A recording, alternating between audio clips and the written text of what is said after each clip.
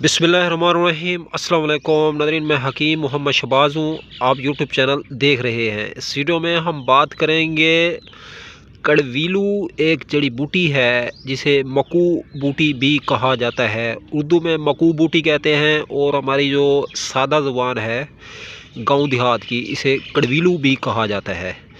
तो नाज़रीन, ये मैदे और जिगर की बेहतरीन मेडिसन में जो है इसका इंतखाब होता है।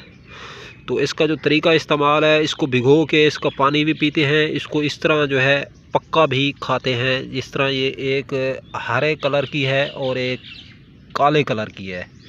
तो ये काले कलर की जो है ये पक चुकी है और हरा जो कलर है इसका ये अभी खाम है, कच्ची है। तो इसे जो है कुछ टाइम बाकी है।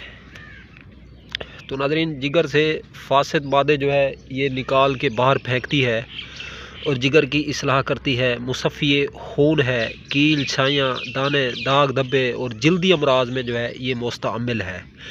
तो ये दवा जो है आप लोग ज़रूर इस्तेमाल करें। तो अब तक के लिए इतना ही। तब तक के लिए अपना भी ख्याल रखें और इस फेसबुक पेज और यूट्यूब चैनल का भी दोस्तों हम मिलें किसी भी नए वीडियो के साथ। खुदा हाफिज़।